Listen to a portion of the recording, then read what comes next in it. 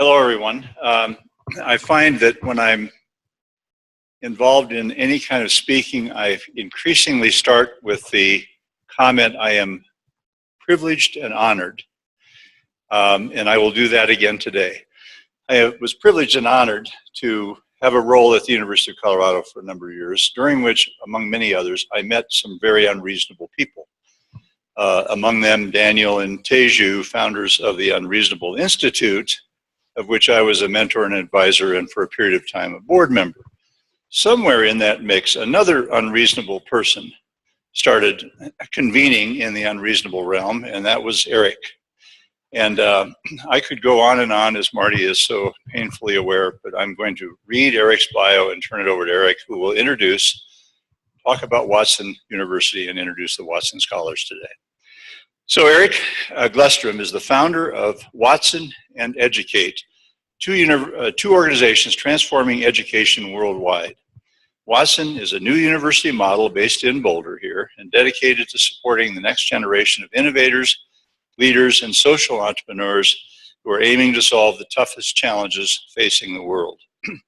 Educate currently reaches over 300,000 students across Uganda and Rwanda, and I believe Eric has expanded beyond that, if I'm correct, through a mentorship-based leadership and entrepreneurship program that has significantly influenced the national curriculum of Uganda and Rwanda. A graduate of Amherst College in biochemistry and recognized as an Ashoka Fellow, an Echoing Green Fellow, and as one of Forbes' 30 social entrepreneurs under 30, Eric's work is driven by a simple belief: to solve the toughest challenges facing humanity, the place to start is within hearts and minds of the next generation. I am honored and privileged to introduce Eric Glustrom.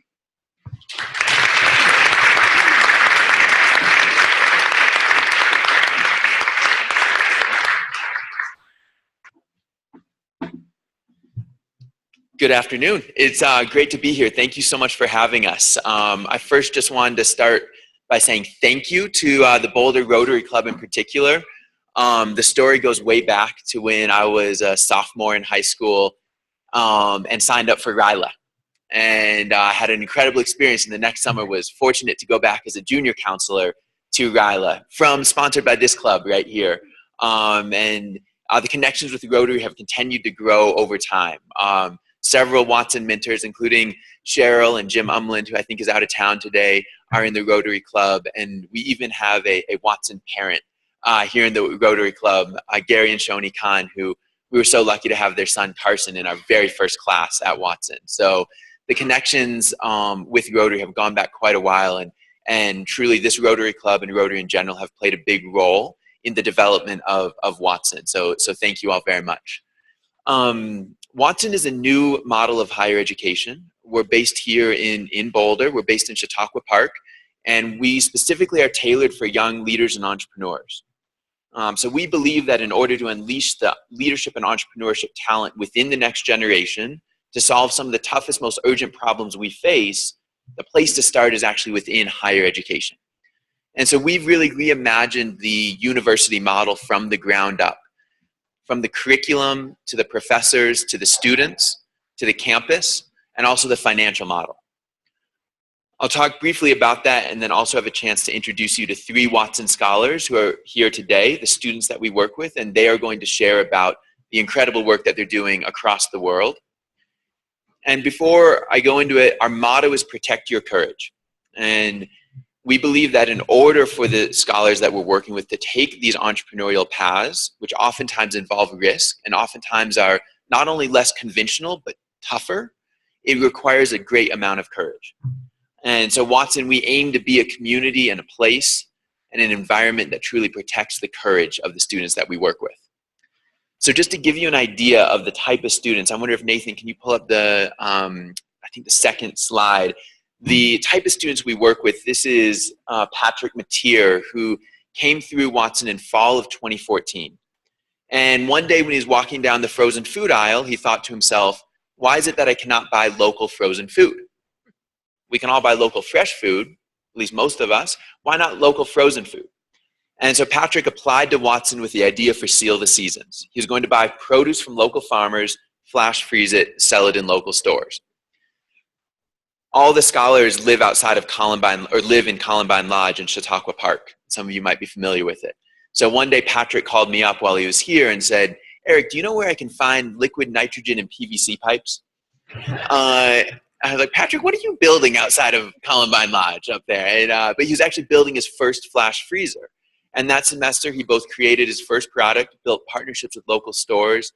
Throughout 2015 and 2016, he grew Seal the Seasons, such that by the end of 2017, Patrick was selling in almost 1,000 stores across North Carolina, including Whole Foods, and he recently just signed a great partnership with ShopRite, the equivalent of Safeway out on the East Coast. He's the market leader in frozen foods in many of the stores that he sells in, has raised over $1.5 million, built a great team. And the way Patrick puts it is, if it wasn't for the experience with Watson, the chance to dive into this idea full time, get the mentorship and the training that we provide, Seal the Seasons would have remained an idea. And he would have never been able to see if it actually was where his career and where his path lied. If we can go to the next slide. We've been running for about 4.5 years. Our 5-year reunion and anniversary is coming up on April 27th and 28th. So you all are invited to the Watson Summit on April 27th. We're very excited to be celebrating 5 years. We've graduated 102 alumni from 40 countries. Those alumni have collectively raised over $42.7 million for both the ventures they have founded and co-founded, as well as the initiatives they have led within other organizations. And they've hired 535 paid team members for the ventures they've founded and co-founded. So they've created 535 jobs, which is a pretty good average. And it just shows the potential that is really within the next generation. And given the right type of experience, we're fortunate to see that potential be unleashed on a daily basis. Go to the next slide. One quick thing about Watson I think is important, we all are big believers in, is we've not only looked to reimagine the program model, the curriculum, the mentorship, the training, but we're also looking to reimagine the financial model of higher education. So rather than a financial model based on tuition and debt, Watson has helped pioneer a model of income sharing, which is starting to catch on in more schools around the country, which enables our students to come into Watson without paying tuition up front and instead choose to share a percentage of their future income for a set number of years. This allows all of our students to graduate without debt. It's also well suited for entrepreneurs who oftentimes are graduating and don't necessarily earn a salary from day one if they're in the bootstrapping process. Income sharing allows the freedom of choice with these early career decisions that are so crucial, whereas student debt oftentimes forces us to take a job for the salary rather than it being aligned with who we are and where our passions really lie. So we're all big believers in the income sharing program, and thanks to several investors here in Boulder, including Bill Flagg and Denali Venture Philanthropy, we've been able to build out the income sharing program and really prove that it works over the past 4 years now. And next slide. So with that said, I'd like to introduce 3 scholars. They're each going to give short 4-minute pitches and presentations about the work that they're doing. These scholars have been with Watson for about a month, and in many cases, this is the first external pitch and presentation, and probably the biggest that they've done. Incredible group of 3 young entrepreneurs. And first, I'm going to invite Zombie from Kenya up to the stage to share a little bit about what she's working on.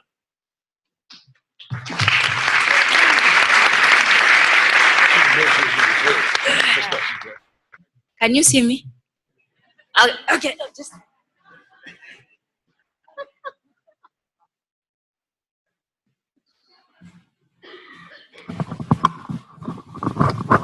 Allow me to stand here. My height does not allow me to stand here. My name is Nzambi Mate. I was born and raised in Kenya, and I was fortunate to see some people who are familiar with where I come from. So my project, I'm a social entrepreneur and a material scientist and a physicist. So I was born and raised in the coast part of Kenya, and then I came to Nairobi. I was fortunate enough, or unfortunate enough, depending on how you see it, to live in one of the most harshest slums in Nairobi. And I saw the waste management system. Kenya, we don't have the best waste management system as you have in America. And I promised myself I'll go and get the best education and come and solve all this. And so that's what I did. I went to school. I became a physicist. I did my major in material science. I did my project in CERN. CERN is a research center between France and Switzerland. I did my project on material science and light interpretation. And with that knowledge, I came back and I decided I'm going to change my home. And so I founded a venture called Jijenge Makers. So Jijenge Makers is a social entrepreneurship in the manufacturing sector. And what we do is we make paving blocks and building blocks using recycled plastic as the adhesive. And I have an example here. I work with a 6-pound brick in my bag every single day, just a sample to prove the commitment I have for my project. Thanks. You can just touch as you continue. And I was able to test this project with the Kenya Bureau of Standards. And that brick, as you see there, is 6 pounds of plastic and 2 pounds of sand. There is no cement. This is because we have a lot of waste lingering in Nairobi and in Kenya. And I said, we can do something more with this waste. And so that's what we did.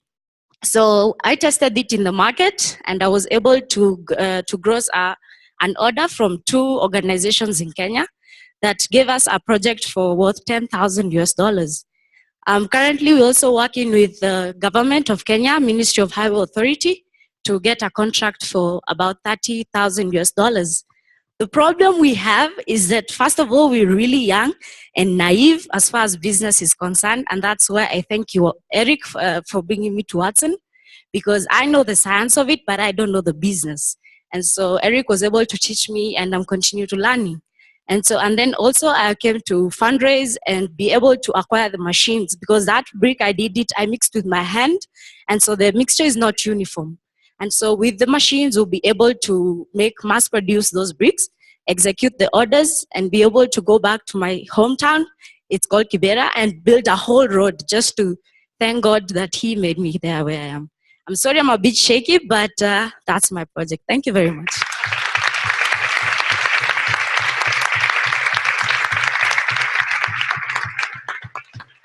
And next up, we have Dimitri, who's actually from the great US of A.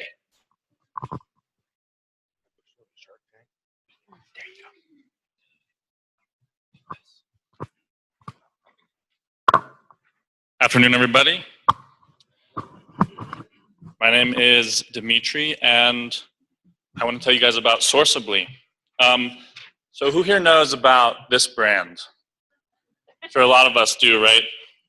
Now, who here knows what this brand actually entails, what the standards are, how the goods that use this brand are made, and where the ingredients come from? Did you know that this specific organic brand is maintained by around 80 different independent certifying bodies? Did you also know that both these certifiers and the producers that they serve, such as farmers and manufacturers, spend a massive amount of resources, such as time and money, maintaining these certifications? There are many resources that go into maintaining the quality standard that is assumed of this brand. Everything from supply chain traceability to standard operating procedure oversight, which is difficult and resource intensive since many supply chains and SOPs are opaque. This is currently done through pen and paper record keeping and audits, etc. Now, has anyone ever encountered an alternative organic label? I know that I have, and I just assumed it meant the same as the USDA organic label. But they actually have their own standards and methods for certification, meaning that the quality can be vastly different from what we would expect. And they also spend valuable resources maintaining their brand. The market demands transparency more and more. Consumer reports show that 75% of consumers mistrust labels, and that education around ethical issues regarding sourcing continues to grow.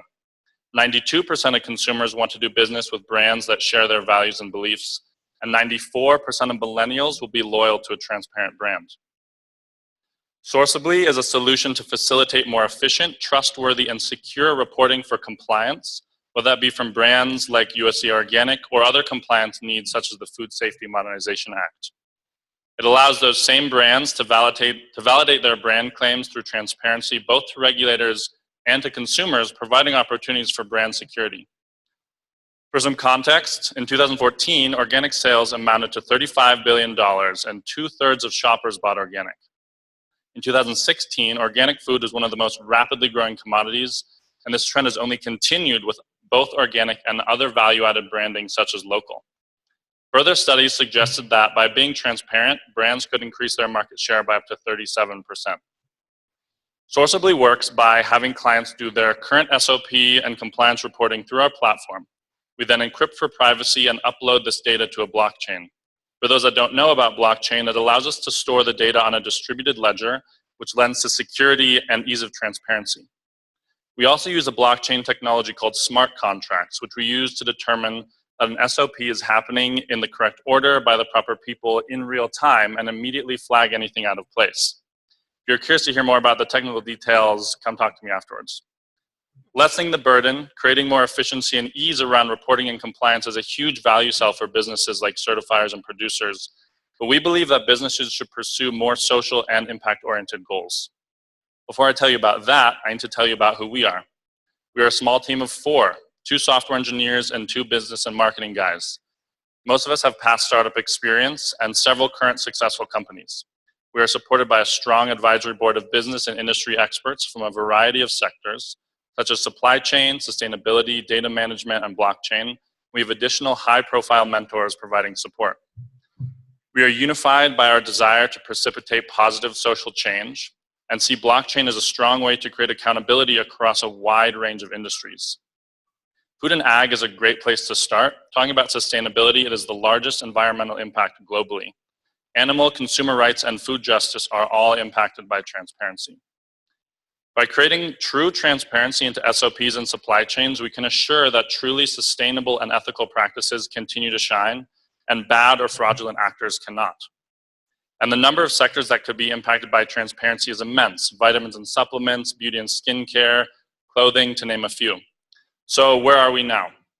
Our team is recently formed, and we have done much of the preliminary architecting on the R&D side. We're going to be opening our seed round in the next couple of months, either through outside investments, incubators, or internal investments. What we're looking for is to begin building relationships with partners, interested clients, and investors to determine if it is a good fit for our impact-focused mission moving forward.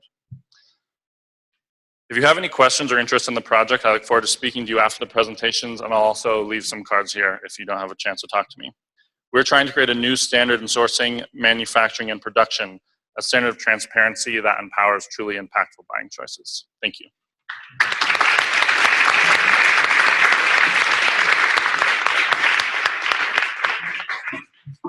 And last, we'd like to invite Danya from Barbados up to the stage with pink coconuts.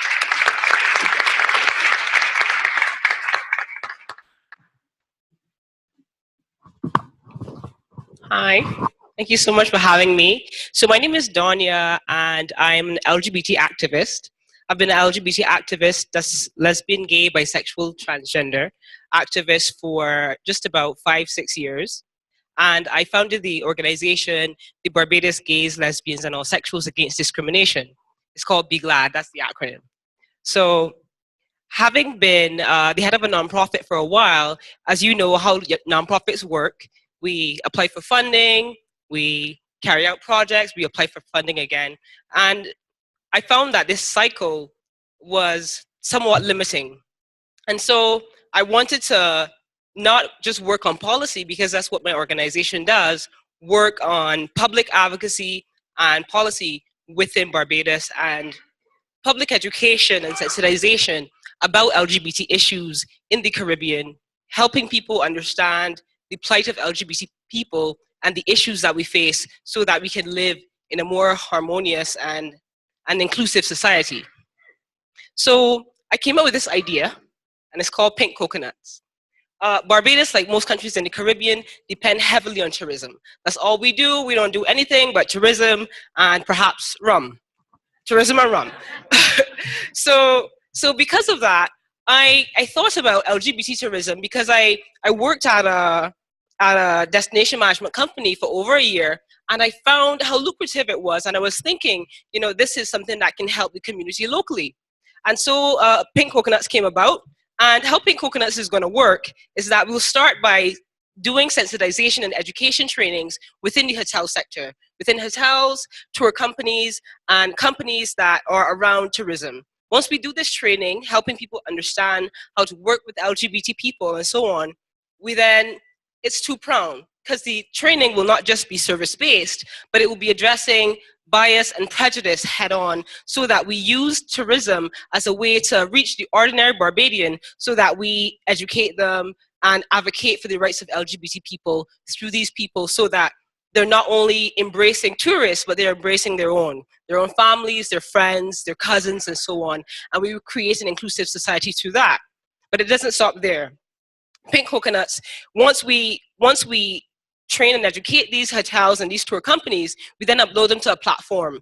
And the platform will be the Pink Coconuts website, where we'll market it to LGBT Americans, and we hope for them to come to Barbados, and it will be commission-based. So these hotels and tour companies will then become Pink Coconut certified. And once they're Pink Coconut certified, they're uploaded on the platform, and we make revenue by getting commission from LGBT tourists from the United States and from the UK. And that's how we make that money. But it doesn't even stop there. We feel like if we're gonna be able to advocate for the community at home, we need to include them even more, even beyond employment. So for these companies, we want for them to implement anti-discrimination legislation within their hotel policies, as well as equal opportunity. When I came in here and I saw that, I think there's a sign on the door which says, you know, we accept people regardless of sexual orientation, gender identity, race. It warms my heart, because that's exactly what I want to do for my country. But we feel also that we want that local LGBT people benefit from it. So apart from that, we want that LGBT young people are able to create their own tours, their own events, that the tourists can then benefit from, and the Pink Coconuts gets a cut, but at the same time, it empowers the community so that they can, you know, be able to live sustainable lives. And because once we do advocacy and we advocate for them, at the end of the day, young people need sustainable lives, and they need an outlet and they need to live and to make money for themselves. And that's what Pink Coconuts is about. It's about advocacy, it's about self-sustainability, and it's about making the Caribbean and Barbados a more inclusive society. Right now at Watson, I mean, I'm learning so much, and you know, we're trying to raise just about $25,000 in seed funding so that we can implement the project in Barbados and hopefully scale throughout the Caribbean. So I'm hoping that you can hear more about Pink Coconut soon. Thank you so much.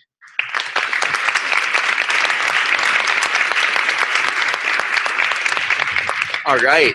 Thank you, Zombie, Dimitri, and Danya. Very well done. And I think it gives you an idea of the type of students that we try to work with here at Watson. So students who are very driven about solving a problem that they are passionate about, and we're the first time they can earn their degree for doing so and have it be at the core of their experience. So Marty, I know we have time for maybe just a few questions. If there's any questions either for the scholars or about Watson in general. In the back. Summit coming up here in April? Yeah, in case definitely. we want to go. Absolutely. So the summit is April 27th, and it's a chance for the community to come out, see the scholars present about the work that they've been doing, and it's always an incredible evening. This is our 5th year reunion and anniversary, so we have a bunch of alumni coming in. We're actually inviting one alumni from around the country or the world to give a short alumni pitch as well. And we find that the summit is always a magical night where the scholars present what they're doing, and then the community gets to hear what they're working on and contribute in different ways. Full of energy, very inspiring. I'll see if we can get the invitation out to the Boulder Rotary Club in case any of you all are interested in coming. Gary. Can you say a little bit more about your university affiliations and what the curriculum is like for those who are going on for degrees within Watson? Definitely. So great question. So Watson is a 501c3 nonprofit, and then we have partnered with Lynn University in Boca Raton, Florida, north of Miami, to create Watson Institute at Lynn University. And that has enabled us to create the first model where students coming in through Watson Institute at Lynn University can complete their bachelor's degree in 3 years. And it's a bachelor's of science in social entrepreneurship. And, you know, when I went through college, the core curriculum is really what was at the core of the experience. but things have changed to the point where that type of education is, one, freely available online, and two, the relevance, especially for young entrepreneurs, of that core curriculum is questionable. So rather than what we would think of as general education being at the core of a scholar's experience, their work actually building ventures and creating change is at the core of their experience. And then each scholar is paired with 2 mentors. We bring in incredible master course teachers. This afternoon, actually next, we're going to a master course by Devon Hibbert of Bead for Life. Some of you are probably familiar with her, to actually lead mentorship-based workshops and work one-on-one with the scholars.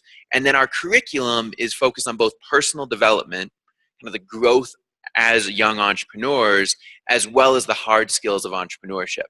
Everything from finances and accounting to business model validation to team building. And our goal is to equip the scholars with the skills they need to pursue their passions. So the core of the experience becomes around the problem that students are looking to solve and the entrepreneurial venture that they're starting to solve it. So, yeah. Maybe time for one more.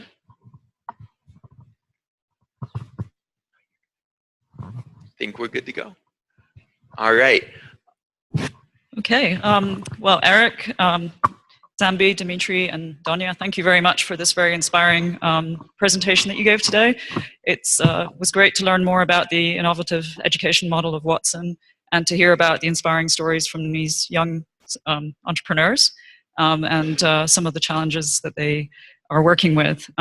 So it's refreshing to see the impact and impactful way Watson's been able to provide solutions, innovative solutions to a lot of these global complex social environmental challenges. So thank you on that. In honor, as you know, Rotary's been involved with its partners for 26 or more years in trying to eradicate polio. And we are nearly 99.9% there with a few cases left. But we still would like to move forward and make sure that we get there all the way. And so in honor, we would like to, the Boulder Rotary Club would like to donate 100 doses of vaccine to the Polio Plus Fund in your honor, and we thank you very much for being here today.